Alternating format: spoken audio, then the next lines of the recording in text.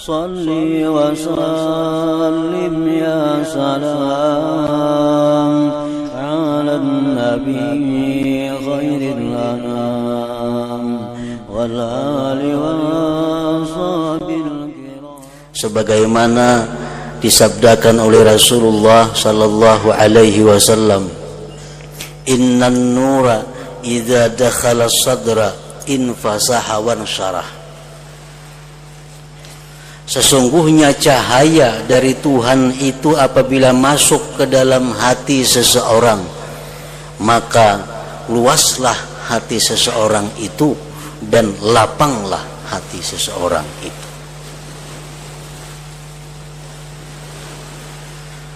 Sahabat Rasulullah bertanya, "Faqila ya Rasulullah, hal lidzalika min alamatin yu'rab?" Adakah yang demikian itu wahai Rasulullah tandanya? Bagaimana tandanya orang yang berhati lapang itu? Apa alamatnya orang-orang yang hatinya diberikan cahaya oleh Allah Subhanahu wa ta'ala? Apakah itu ada alamatnya wahai Rasulullah?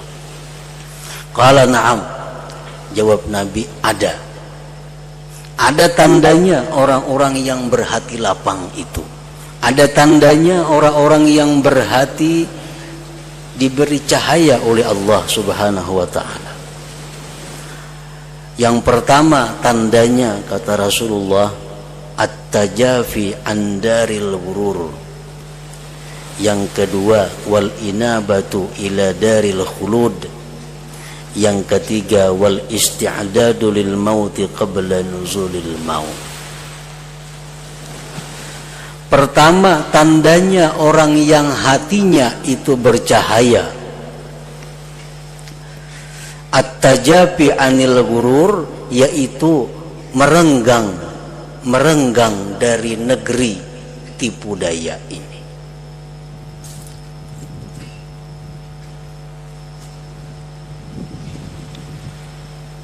Yang kedua, kembali kepada negeri akhirat yang kekal. Yang ketiga, bersiap untuk kematian sebelum datangnya itu kematian. Nah, tiga ini tandanya orang yang berhati lapang, orang yang punya hati diberi cahaya oleh Allah Subhanahu wa ta'ala.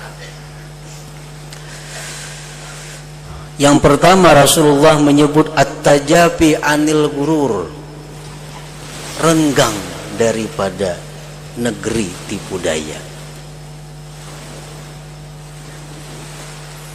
Maksudnya renggang itu adalah bahwa dunia itu bukan merupakan perhatiannya yang utama. Dunia itu hanya dijadikannya sebagai bekal untuk hari kembali. Nah, itu yang dimaksud dengan renggang. Orang-orang yang menjadikan dunia sebagai tujuan utama, orang-orang yang menghabiskan waktunya untuk mengejar dunia, itu orang-orang yang merapat dengan dunia. Pikirannya dikatakan 90% pikiran dunia. Waktunya 90%, 60%, 70% untuk mengurusi dunia. Ini bukan renggang dari dunia, merapat dengan dunia. Nah, kalau orang yang renggang dengan dunia itu adalah bukan yang utama baginya. At-tajafi an daril ghurur, merenggang daripada negeri yang tipu daya. Kenapa dunia ini disebut dengan tipu daya? Dunia disebut dengan negeri tipu daya. Para ulama mengatakan antara lain, dunia ini disebut tipu daya. Bagaimanapun baiknya dunia ini kepada kita, bagaimanapun sayangnya dunia kepada kita, ujung-ujungnya dia akan meninggalkan kita. Nah, ini contoh tipu daya dunia. Kita dirangkulnya, kita didekatinya, kita diberinya, kita disayangnya, tapi ujungnya dia akan meninggalkan kita. Akhirnya kita jadi sedih, akhirnya kita jadi menderita. Nah, itulah contoh bahwa dunia ini tipu daya. Para muhibbin rahimakumullah, pengertian merenggang daripada dunia itu bukan berarti kita menghilangkan pemikiran atau waktu untuk dunia sama sekali. Agama kita tidak melarang kita berurusan dunia. Agama bahkan mengatur bagaimana orang berusaha. Agama mengatur bagaimana orang bertani, beternak, berdagang dan sebagainya. Itu menunjukkan bahwa agama tidak melarang kita untuk mengurus dunia. Namun jangan sampai dalam hal mengurus dunia itu kita disebut orang yang rapat dengan dunia, orang yang akrab dengan dunia.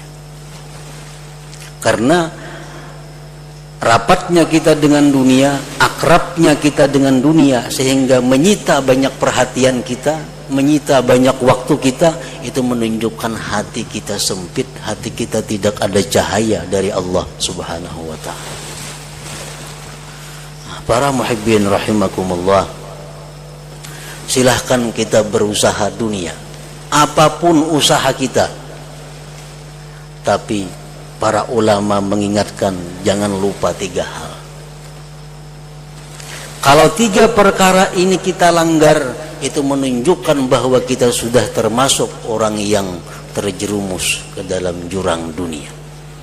Tapi kalau 3 perkara ini masih bisa kita pelihara, kita masih bisa selamat daripada yang dicela. Yang pertama, mereka ulama mengatakan kepada orang-orang yang berurusan dengan dunia, seperti berusaha dan sebagainya. Yang pertama, an-niyatus salihah, niat yang baik. Nak berdagang silahkan, nak bertani silahkan, berkebun, beternak, jadi pegawai, jadi buruh, jadi apa silahkan. Tapi pertama niatnya bagus, niat bagus.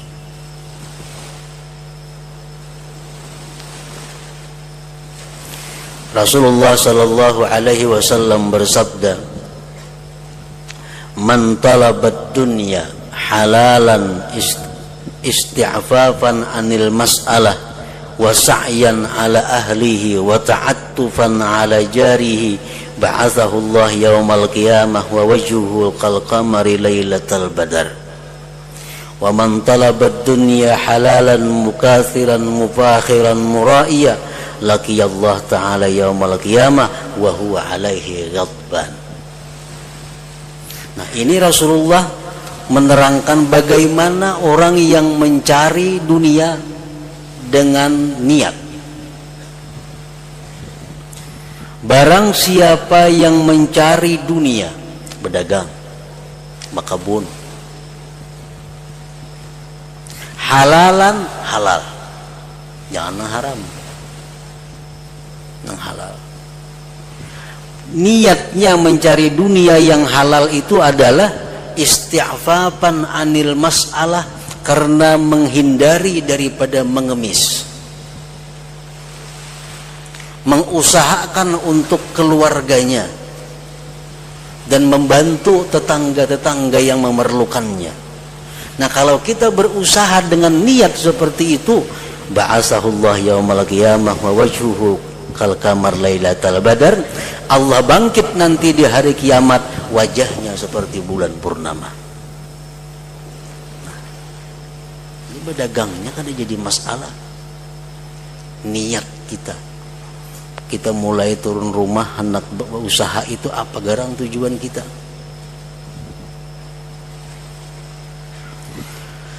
Dan barang siapa yang mencari dunia yang halal, tapi tujuannya, niatnya untuk memperbanyak harta, untuk bermegah-megah, untuk bearai.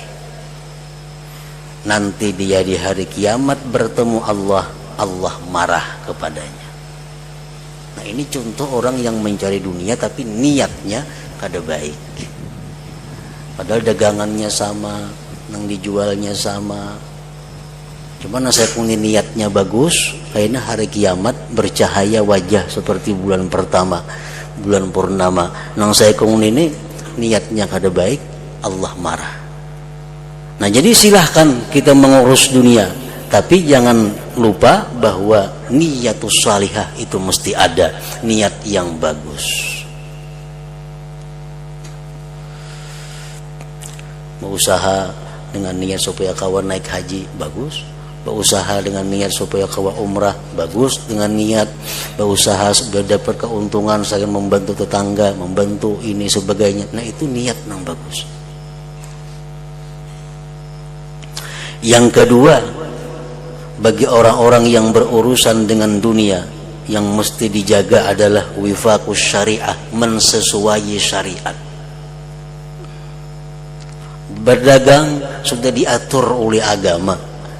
Bagaimana cara berdagang yang sah, bagaimana cara berdagang yang tidak sah, bagaimana cara berusaha yang diridai Allah, bagaimana cara usaha yang dimurkai Allah. Untuk menyiwakan apa, silahkan menjadi tukang siwa, tapi sesuai dengan syariah.